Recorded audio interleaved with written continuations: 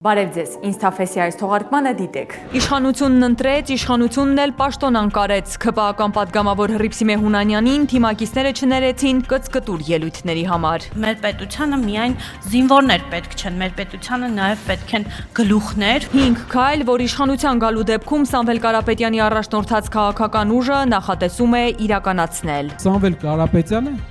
ինչ ասում անում է։ Իշխանությունը խուճապի մեջ է։ Սամվել Կարապետյանի եղբայր Կարեն Կարապետյանի երկու որդիները բանակից ազատվել են։ Փաշինյանի հերթական վրիպումը եկեղեցու դեմ արշավում։ Եկեղեցու բարենորոգման նախաձեռնությանը միացած քահանան մեկ օր անց հայտարարեց, որ զղջում է իր արարքի համար, որը հետևանք էր արտաքին ազդեցությամբ մոլորության, իրականությունը ճիշտ չգնահատելու եւ հոգեկան լարվածության։ Հայաստանի ամենապարապ պաշտոնյան նախագահ Խաչատուրյանը առիթը բաց չի թողնում գտնել Արցախը հայաթափած Ալիևին։ Ես ուզում եմ նաև շնորհակալություն հայտնել Ադրբեջանի ղեկավարությանը պարոն Ալիևին։ Հնդկական սերը գլուխը քարն է տվել, բա մի հատ էլ չոքի սմբակավոր ու նոր շնորհակալություն հայտնի։ ՔՊԱ-կանները տոնում են իրենց առաջնորդի ճակերտավոր նվաճումները։ Թրամփ-Փաշինյան լուսանկարը դարձել է իշխանության հերթական պատմական ձեռքբերումը։ Դեռ չեն ասել ֆոտոշոփա։ Անպակաս չէր նաև հեգնանքը։ Հաշվի առնելով զիջումների ծավալը, գրլես կարա եւ Տրամպի ծնկներին նստի։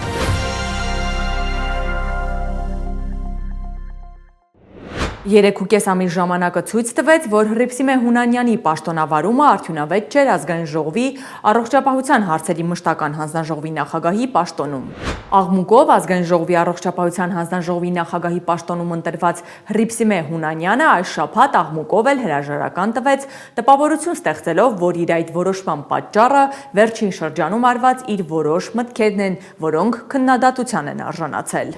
Սխալվել կարող են բոլորը, իսկ առերեսվել սխալների հետ եւ ուղղել դրանք պարտավոր են անել առաջին հերթին հանրային առաջնորդություն ստանձնած մարդիկ, օրինակ ծառայելով բոլորի համար։ Մինչ կներկայացնենք Հռիփսիմե Հունանյանի հրաժարականի չերևացող կողմը, հիմա նախ այն մասին, թե ինչ արձագանք եղավ սոցցանցերում Հռիփսիմե Հունանյանի հրաժարականի վերաբերյալ գրառումից հետո։ Բարձրագույն կրթություն չունեցող մասնագիտությամբ բուժքույր Հռիփսիմե Հունանյան, բա ազգային ժողովը, մանավանդ դրա հանձնաժողովի նախագահի պաշտոնը քո տեղն էր, որ եկել ես, ավելի ճիշտ բերել են։ Դու էլ այդ պաշտոնը վայելելով շարունակ հավայի խոսում էիր։ Էշի նստելը մի այբ է, իջնելը երկու։ Ես ողջունում եմ Հռիփսիմեի որոշումը, թեև ուշացած, բայց խնդիրն այն է, որ ՔՊ ցուցակում այսօր մրցակցությունն այնքան սուր է, որ նույն Արսեն Թորոսյանը, որը գովաբանում էր իր պրոտեժեին, պատրաստ է նրան հում ուտել եւ վերականգնել իր նախահեղափոխական քաշը, կորսված 20 կիլոգրամը։ Հետգրություն. Հռիփսիմ Հիպոկրատովնա, երբ տիրադավերը անցան Նիկոլի կողմը, նրանք հավանաբար վիճարկել են ձեր կույս Հռիփսիմե ինքնակոչության փաստը եւ թույլ չեն տվել գալիք ազգային ժողովում քաղաքականապես սրբադասվել։ 3.5 ամիս առաջ, երբ ՔՊԱ-կան պատգամավորը ընտրվեց առողջապահության հանձնաժողովի նախագահի պաշտոնում, այդ որոշումը նույնիսկ քննադատության արժանացավ բժշկական համայնքի կողմից։ Պատճառն այն էր, որ ՔՊԱ-կան պատգամավորը բարձրագույն կրթություն չուներ եւ միշտ աչքի էր ընկել իր կծկտուր եւ աղմկահարույց հայտարարություններով։ Վերհիշենք։ Այս փոքրիկ կենսագրությունը, ինչպես որ դուք նշում եք, այս փոքրիկ կենսագրության հետևում կանգնած է տարիների բազմաչարչար աշխատանք, հոգատարություն է թաքնված այս փոքրիկ կենսագրության ետևում, սեր է թաքնված այս փոքրիկ կենսագրության ետևում, հարգանք է թաքնված։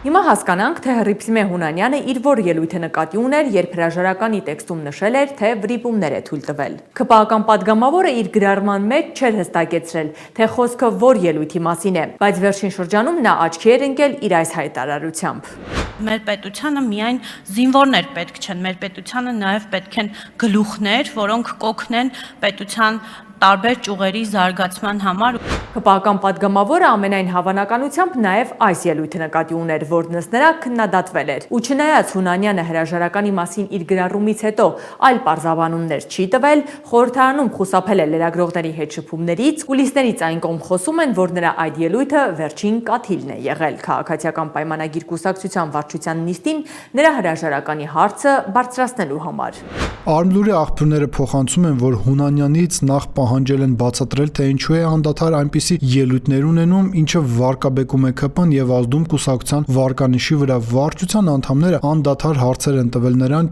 ճշտել, մեջ բերել նրա հայտարարություններից, ինչի պատճառով Հունանյանը հայտնվել է շատ հաճ իրավիճակում։ Նիկոլ Փաշինյանի խոսքից Հունանյանը հասկացել է, որ պետք է հրաժարական տա ավելին, ինքնաբացարկ ներկայացնի 2026 թվականի նախընտրական ցուցակում առաջադրվելու համար։ Հռիփսիմե Հունանյանը հրաժարականի իր տեքստում տեղեկացրել է նաև, որ ինքնաբացարկ է հայտնել առաջիկա խորհրդարանական ընտրություններում քաղաքացիական պայմանագիր կուսակցության համամասնական ցուցակում լինելուց։ Հրաժարականից մեկ օր առաջ հունվարի 20-ին իշխող քաղաքացիական պայմանագիր կուսակցության վարչությունը նիստ էր անցկացրել, որին մասնակցել էր նաև Հունանյանը։ Նիստից Փաշինյանի հրապարակած կադրերում երևում է, որ Հունանյանը ամբիոնից ելույթ է ունեցել։ Սա նշանակում է, որ իշխող ուժի վարչության նիստում քննարկվել է Հունանյանի հարցը, որից հետո էլ պատգամավորը հայտարարել է հրաժարականի մասին։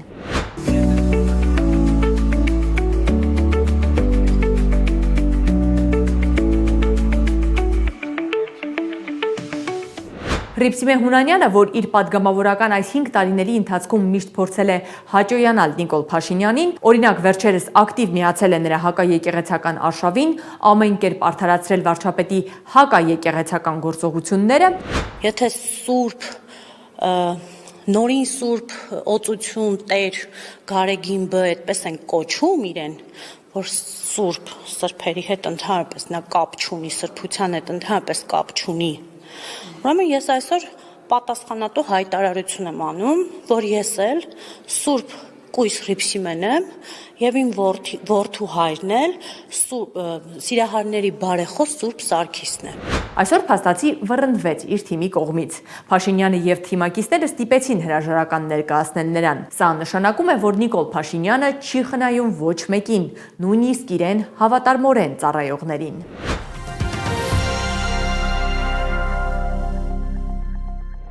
Քաղաքական փոխհրաձգություն է սկսվել իշխանության եւ Սամվել Կարապետյանի առաջնորդած Մերձևով շարժման անդամների միջև։ Պատճառը Կարապետյանի առաջնորդած շարժման քաղաքական գործընթացներում ակտիվանալն է։ Փետրվարի 12-ին տեղի է ունենալու Սամվել Կարապետյանի առաջնորդած Ուժեղ Հայաստան նորաստեղծ կուսակցության առաջին համագումարը եւ հայտարարվելու է վարչապետի թեկնածուի անունը։ Տեխնացուն որոշված է, տեխնացուն ճիշտ որ ասեմ, երկար ժամանակ է որոշված։ Ուղղակի մենք այդ մասին կհայտարարենք փետրվարի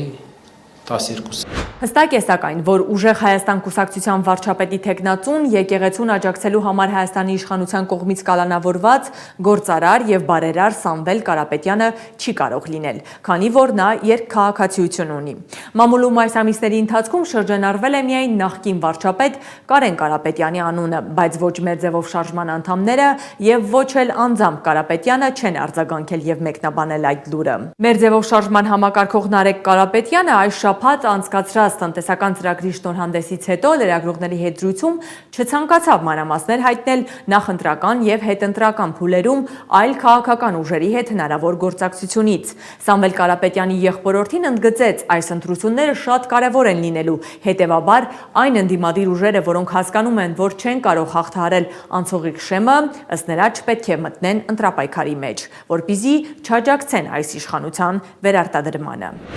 Մենք բոլորի հետ հանդիպման ժամանակ մատնանշում ենք, որ եթե հնարավորությունը քիչ է անցնելու շեմը, պետք է պետականամետ մեր մոտեցումը, քանի որ բոլորը հասկանում են այն վտանգները, որ այս իշխանությունը ներկայացնում է, պետականամետ մոտեցումը գերակշռի սեփական ամբիցիաների հանդեպ։ Տնտեսական ծրագրի շնորհանդեսին Նարեկ Կարապետյանը ներկայացրեց այն 5 քայլերը, որոնք իշխանության գալու պարագայում Սամվել Կարապետյանի առաջնորդած քաղաքական ուժը նախատեսում է իրականացնել 5 տարում, որը նրանց համոզմամբ փոխելու է քաղաքացիների կյանքը։ Առաջին քայլը ստեղծել 300,000 նոր գործի տեղ Հայաստանում։ Մենք պետք է ազատենք փոքր բիզնեսին հարկերից, շրջարկից, որպեսզի հնարավորություն տանք նա զարգանա։ Մենք գրել ենք 20% էժան դեղորայք, բայց դա գրել ենք նրա համար, որ գերակատարենք այդ ծրագիրը։ Կարևոր բան, որ պետք է արվի, դա մթերման կայաններն է գյուղերում։ Ինչ է մթերման կայանը։ Մթերման կայանը միջնորդ է, գյուղացու եւ ընկերության միջև, որը գնելու է։ 5-րդ քայլը դա շատ կարևոր է մեր քաղաքաբնակ հայրենակիցների համար եւ երիտասարդների համար եւ այն մարդկանց համար, ովքեր դեռ չունեն իրենց տունը։ Ինչով է Սամվել Կարապետյանի առաջարկած քայլը տարբերվում Փաշինյանի խոստումներից։ Գիտեք ինչով, որտեվ Սամվել Կարապետյանը ինչ ասում, անում է։ Ամենայն հավանականությամբ հենց այս վերջին հայտարարությունից էին նեղվել եւ վրդովվել իշխանության ներկայացուցիչները, որոնք Facebook-ում իրար հերթ չտալով ընդդեմ Սամվել Կարապետյանի քաղաքական ուժի գրառումներ էին անում։ Ըստ էության նախընտրական հեքիաթների առաջին 5 հատորներն արդեն լույս են տեսել։ Սպասում ենք 6-րդին, որտեղ հուսանք 300,000 նոր աշխատատեղը կդառնա առնվազն 1 միլիոն։ Նարեկ Կարապետյանը մեծ տևական ժամանակ խոստացավ պրոֆեսիոնալ թիմով մրցակցություն եւ 2 օր առաջ բեմ բարձրացրեց Հրանտ Բագրատյանին։ Սուղ են ընդդիմության մարդկային ռեսուրսները։ Պարզվում է մեզ ընդամենը 300,000 աշխատատեղ է պետք ու վերջ։ Կապ չունի ինչ աշխատանք են անելու այդ մարդիկ, կապ չունի ինչ արժեք են ստեղծելու, կապ չունի ինչքան աշխատավարձ են ստանալու։ Աշխատատեղը կա, թոշակները ինքնաբերաբար բարձրանում են։ Տնտեսագիտական հրաշք, թե պոպուլիզմի նոր մակարդակ։ Իշխանությունը ծանր էր տարել նաև Նարեկ Կարապետյանի այն հայտարարությունը, որում նա քննադատելով Փաշինյանի ու նրա թիմակիցների ճոխ պարգևավճարները, ասել էր, թե 1 դրամ աշխատավարձը արդար հատուցում է այն երկրի ղեկավարին, ում երկրում 500,000 աղքատ մարդ կա։ Վերացրեք աղքատությունը, նոր մտածեք պարգևավճարների մասին։ ՔՊԱ-ականները երբեք այսքան ահարկու չեն պաշտպանել ինչ-որ բան, քան այս 2 օրը Փաշինյանի աշխատավարձը եւ պարգևավճարը։ ՔՊԱ-ականների արձագանքը չուշացավ։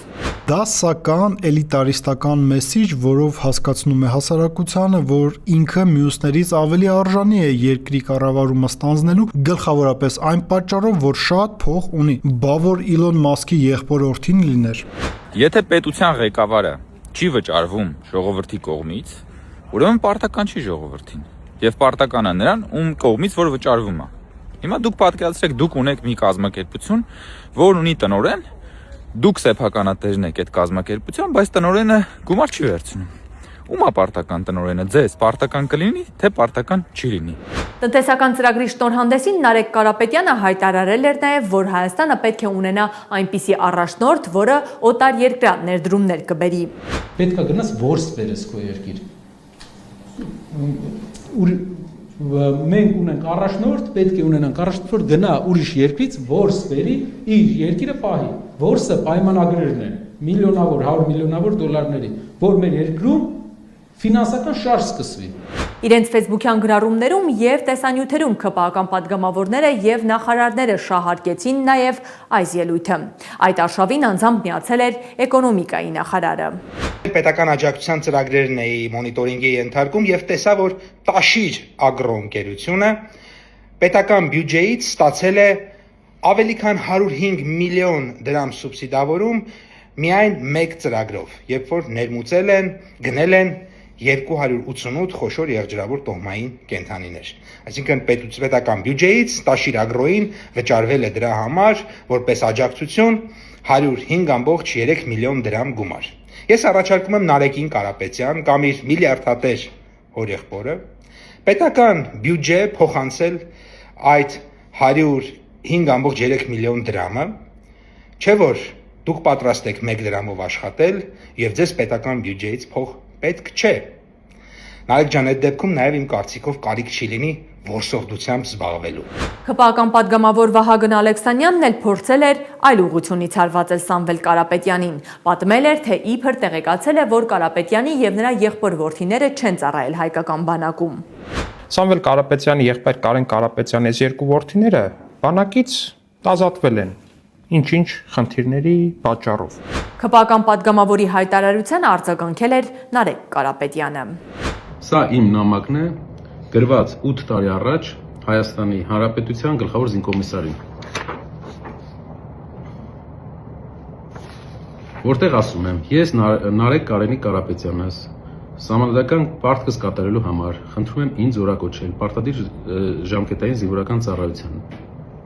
Կից ներկայացնում եմ զինվորական գրքույկի պատճենը, ծննդյան վկայականները եւ իմ ստորագրությունը։ Պատասխանը եղել է բացասական նախարարության կողմից։ Բայց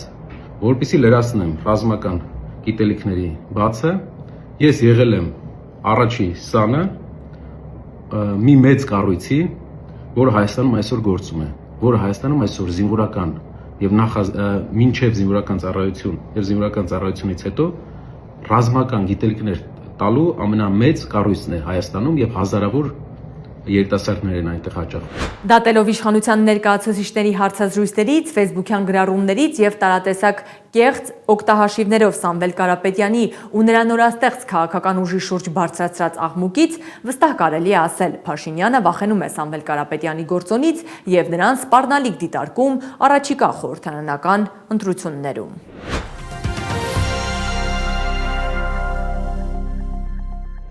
Փաշինյանի ենթակաները շարունակում են ճնշումներ գործադրել հոգևորականների վրա, ամենայն հայոց կաթողիկոս Գարեգին II-ի դեմ դուրս գալու եւ եկեղեցին պառակտելու համար։ Հայ առաքելական եկեղեցու Մասյացոտնի թեմը այս շաբաթվա սկզբին ահազանգեց, որ տարբեր անձինք, այդ թվում համայնքապետարանների աշխատակիցներ, ինչպես նաեւ քահանաների շրջապատին մոտ եւ ազդեցիկ համարվող անհատներ, այս շաբաթվա սկզբից կապվել են Մասյացոտնի թեմի մի շարք քահանաների հետ եւ փորձել բարեկամական հորդորներ ծառայողական առավել բարվոք պայմաններ ապահովելու, ինչպես նաև սպառնալիքների կամ ճնշման միջոցով ուղղորդել քահանաներին միանալու թեմի նախկին առաջնորդին եւ ընդունելու նրա առաջնորդական իշխանությունը։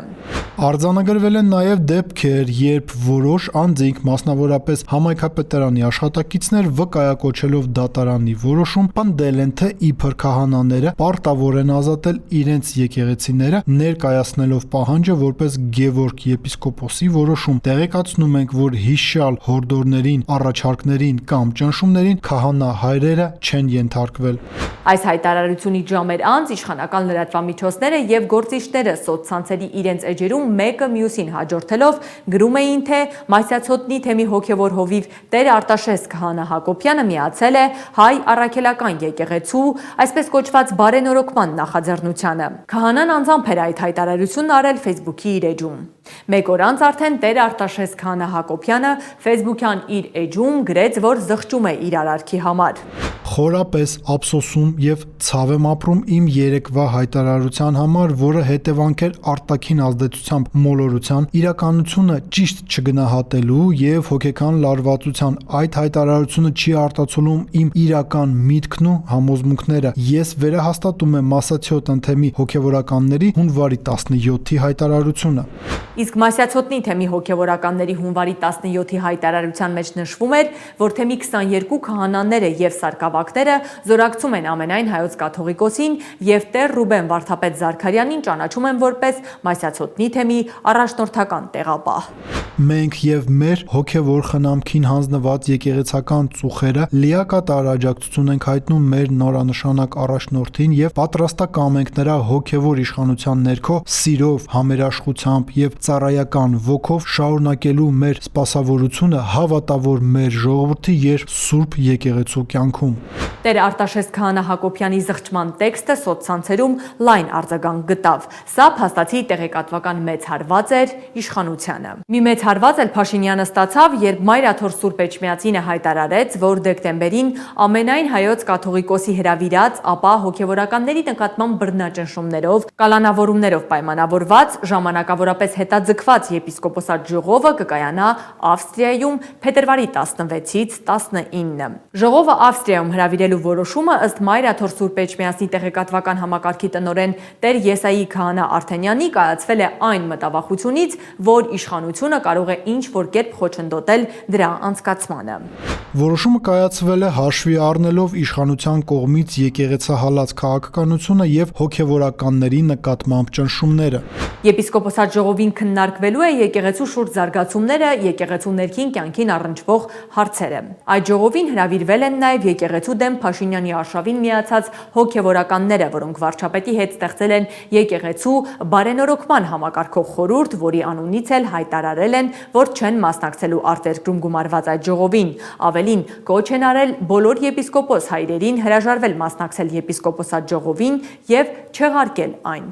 Ուստի խորհրդի կողմից կոչ ենք անում չտրվել բարոյահոգեբանական ճնշումների, չենթարկվել մայր աթոռի վերնախավում դեռևս գործող ապազգային օտար ուժերին ծառայող հայ եկեղեցին պառակտող եւ հակապետական խմբակի սադրանքներին։ Եկեղեցու այսպես կոչված բարենորոգման համակարգող խորհրդի հայտարարությանը միացողներ չեն եղել։ Մայրաթոռից հայտարարել են, որ խորապես ցավում են հակաեկեղեցական արշավին եւ դրանում ներգրավված կարգալույցներին համախորհուրդ 10 եպիսկոպոսների որդեգրած պառակտիչ ընթացքի համար։ Հարկ չկա կանխակալ տրամադրություններ ձևավորել եւ հիմնազուրկ պատճառաբանություններով ու կեղծ մեղադրանքներով փորձել ձախողել ժողովի գումարումը արտերկրում, երբ ակնհայտ են եկեղեցականության հանդեպ Հայաստանում տարատեսակ բռնաճնշումները։ Ինչու է կարևոր եպիսկոպոսատ ժողովը եւ ինչու են կաթողիկոսի դեմ դուրս եկած հոգեվորականները փորձում չեղարկել այն։ Իհարկե եկեղեցում կան բազմաթիվ խնդիրներ եւ բոլոր եկեղեցիներում են լինում եւ այդպիսի ժողովը շատ կարեւոր առաքելություն կարող է ունենալ, շատ բաց խոսակցություն կարող է լինել եւ կարող են լինել նաեւ միջանկյալ լուծումներ, հա։ Ես իհարկե որևէ միջանկյալ լուծման անհատապես կողմնակից չեմ, որովհետև այս հարցում կոմպրոմիսները անընդունելի են։ Այստեղ խնդիրը այն է, որ գործող վարչապետի խնդիրը նաև եկեղեցու առհասարակ ինստիտուցիոնալ, այսպես վարկաբեկումն էր, որին մի մասով իդեպ ինքը հասավ, այսինքն առնվազն 10 հոգու պոկելով այս կամ այն շանտաժի կամ այլ հանգամանքի զորու ինքը մասամբ հասարակության վերաբերմունքը հոգևոր դասի, ինստիտուտների, այդ թվում նաև հավատքի ու կրոնի նկատմամբ որոշակիորեն փոփոխեց, բայց կա ստաբիլ բացասական վերաբերմունք, որ գործող վարչապետը չպետք է մտնի այդտեղ։ Ժողովը կարևոր է լինելու եկեղեցու ապագայի անելիքների եւ իհարկե բարեփոխումների մասով։ Մայրաթոռը դռները չի փակում, կամուրջները չի այրում, չի կոտրում, բայց կարծում եմ հայրենադավ այսպես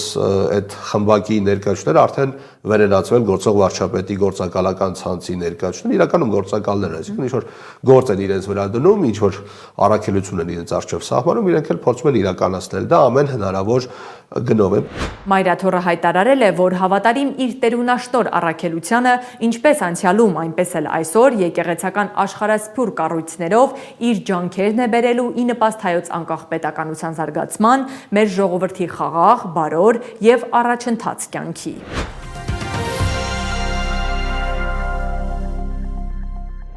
Արտերկրյա գործողումների ժամանակ սկանդալների կենտրոնում հայտնվող նախագահ Վահագն Խաչատուրյանը Դավոս քաղաքում մասնակցելով համաշխարհային տնտեսական 45-րդ ֆորումին կրկին հայտնվել է քննադատության թիրախում, բայց այս անգամ ոչ թե միջազգային, այլ հայկական մամուլի։ Հայաստանի նախագահը այս անգամ աչքի է ընկել Ադրբեջանի նախագահին ուղղված իր շողոքորթ խոսքերով։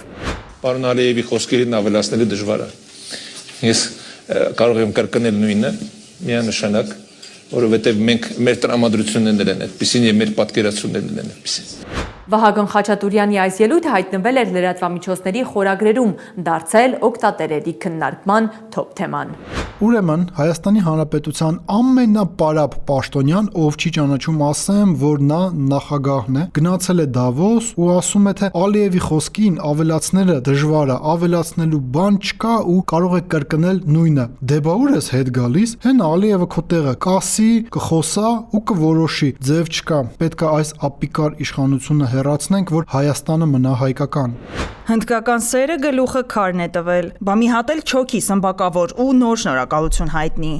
Վահագն Խաչատուրյանը մեր հարկերի հաշվին գծնում է Ալիևին։ Դավոսի համաշխարհային տնտեսական ֆորումին Հայաստանի նախագահը Ալիևի հետ նույն հարթակում նստած հայտարարում էր նաև, որ լավատես է հայ-ադրբեջանական խաղաղության գործընթացի հաջողության հարցում ու ձեռքի հետ էլ շնորհակալություն էր հայտնում Ալիևին, այն նույն Ալիևին, ում սանձազերծած պատերազմների պատճառով վերջին 5 տարում հայկական կողմը 4000-ից ավելի զոհ է ունեցել եւ այն Ալիևին, որ նույնիսկ Արցախի հայաթափումից հետո կանգ չի առնում եւ նոր սպառնալիքներ է հնչեցնում Հայաստանի հասցեին։ Ես ուզում եմ նաեւ շնորհակալություն հայտնել Ադրբեջանի ղեկավարությանը պարոն Ալիևին, ինչպես նաեւ ես իրավունք ունեմ շնորհակալություն հայտնել նաեւ մեր վարչապետին, որովհետեւ երկրի մեր ղեկավարը վարչապետն է, այն քաղաքական կամքի համար, որ դրսևորվել է, եւ դա նպատակը մեկն է եղել, գիտեք, հիմա արդեն տեսանելի է, նպատակը միայն խաղաղությունն է եղել։ Նախագահի հայտարարությունների շուրջ քննարկումները չէին դադարում։ Երբ հայ-ադրբեջանական կարգավորման հիմքում ընկած են ռազմական ճնշումը, ուժի կիրառման շարունակական սպառնալիքը, Արցախի հայաթափման փաստացի լեգիտիմացումը եւ Հայաստանի նկատմամբ բաց ու քողարկված շանտաժը, այդ պայմաններում Ադրբեջանի նախագահի նկատմամբ հրապարակային շնորհակալությունը վերածվում է ոչ թե խաղաղության, այլ պարտության քաղաքական արդարացման։ Մեր վրա ռազմական ագրեսիայի հազարավոր զոհերի ու Արցախի հայաթափման պատճառը պարզվում է խաղաղ ապրելու ցանկությունն է եղել։ Ու այս մարդը շնորհակալ է Ալիևին, շնորհակալ է։ Ում անունից եք շնորհակալություն հայտնում Ալիևին, պարոն Խաչատուրյան։ Ում ներկայացուցիչն եք դուք, ով եք դուք։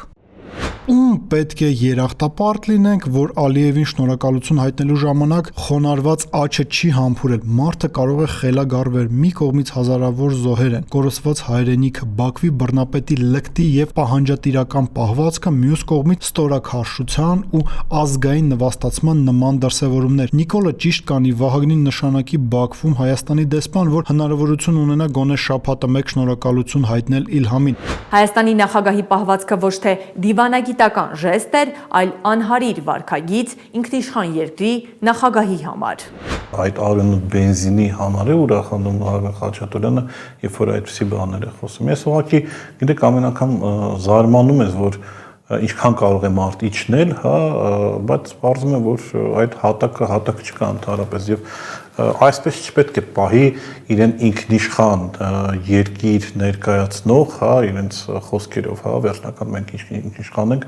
այլ երկրի ղեկավարի հանդեպ, հա, այնպիսի տպավորություններ, որ էլ եմ ասում, Հայաստանի Հանրապետության վարչապետ Իլհամ Ալիևն էր, այլ ոչ թե Նիկոլ Փաշինյանը եւ մեր նախագահի պահվածքը, գիտեք, դա հայտարարություն, ավելի լավ է կգնա թաղումների ժամանակ սելֆի անի, կամ գնա ինչ-որ այսպիսի հանդիպումների։ Ինչ գին վճարեց Հայաստանը Ադրբեջանի հետ առևտուր անելու համար, ընդ որում միակողմանի առևտրի համար։ Հազարավոր զոհերի, հայաթափված Արցախի ու Հայաստանի ինքնիշխանությունը կասկածի տակ դնելու հաշվին, բայց Փաշինյանը, նրա թիմակիցները ու Հայաստանի նախագահը այսօր պարծենում են Բաքվի հետ հաստատված խաղաղությամբ, իբր թե հաստատված խաղաղությամբ։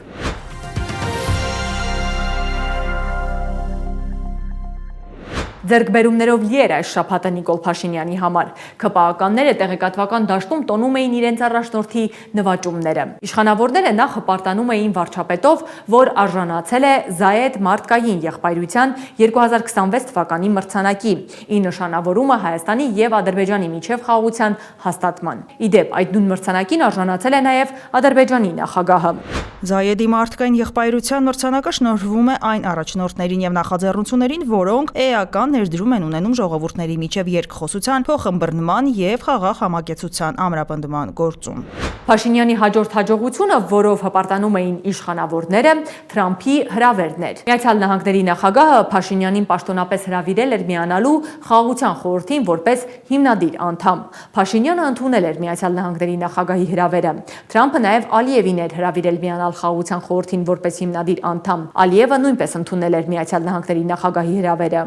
Մեր պետությունը ճիշտ ուղղությամբ է գնում։ ԱՄՆ նախագահ Դոնալդ Թրամփը Հայաստանի Հանրապետության վարչապետ Նիկոլ Փաշինյանին հրավիրել է միանալու Խաղաղության խորհրդին։ Արդեն հունվարի 22-ին Նիկոլ Փաշինյանը Դավոսում մասնակցում էր Խաղաղության խորհրդի նիստին եւ կանոնադրության ստորագրման հանդիսավոր արարողությանը։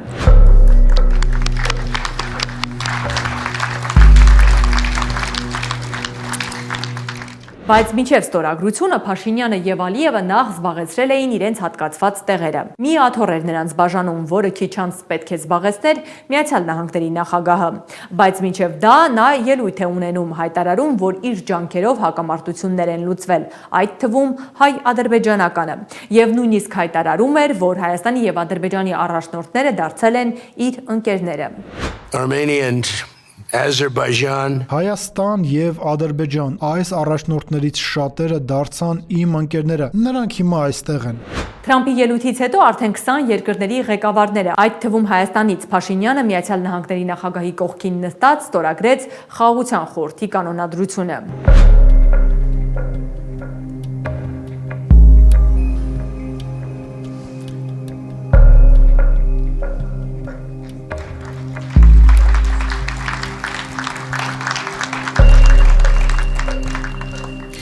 Խաղաղության խորհուրդը հիմնադրելուց հետո Թրամփը զբաղեցնում է Փաշինյանի եւ Ալիևի մեջտեղում իր համար նախատեսված աթոռը եւ շատ կարճ շփում ունենում Փաշինյանի հետ, նրան աչքով տալիս, որի կադրերն էլ ԿՊԱ-ականները սոցցանցերում ակտիվորեն տարածում եւ հպարտանում էին, կարծես մի մեծ նվաճում է ունեցել Հայաստանի ղեկավարը։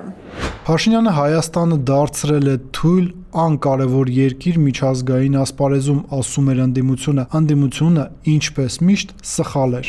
Դեռ չեն ասել ֆոտոշոփա։ Փաշինյանի ճակերտավոր հաջողությունների վերաբերյալ նաև հեգնական գրառումներ կային սոցցանցերում։ Հաշվի առնելով զիջումների ծավալը, գրլես կարա եւ Տրամպի ծնկներին նստի։ Կտավ մեկ սիրո պատմություն Դավոսում։ Ըստ Սպիտակ տան մամուլի քարտուղարի Խաղաղության խորհրդի այդ կանոնադրությունը ուժի մեջ է մտել եւ այսուհետ այն պաշտոնական միջազգային կազմակերպություն է հանդիսանում։ Ըստ ամերիկյան լրատվամիջոցների խորհրդի կանոնադրությունը նախատեսում է լայն մանդատ նոր միջազգային կազմակերպության համար, որը ձգտում է խթանել կայունությունը, վերականգնել հուսալի եւ օրինական կառավարումը եւ ապահովել ամուր խաղաղություն այն շրջաններում, որոնք տուժել են հակամարտությունից կամ գտնվում են հակամարտության սպառնալիքի տակ։ Թրամփն է Խաղաղության խորհրդի նախագահը։ Նա կարող է փոխարինվել այդ պաշտոնում միայն կամավոր հրաժարականի կամ անգործունակության դեպքում, գործադիր խորհրդի միաձայն որոշմամբ։ Փաստաթղթում նշվում է նաև, որ յուրաքանչյուր անդամ պետություն պետք է պաշտոնավարի ոչ ավելի քան 3 տարի, բացառությամբ նրանց, ովքեր ներդրում են կատարել ավելի քան $1 միլիարդ։ Խաղաղության խորհրդին միանալու հրավեր Թրամփը արել էր նաև Ռուսաստանի նախագահին։ Վլադիմիր Պուտինը հայտարարել է, որ Խաղաղության խորհրդին Ռուսաստանի մասնակցության վերաբերյալ վերջնական որոշում դեռ չի կայացվել։ Համապատասխան հանձնարարական է տրվել Ռուսաստանի արտաքին գործերի նախարարությանը։ Ինստաֆեսի այս թողարկման համար առանձնացրել էինք այսքանը։ Շնորհակալություն։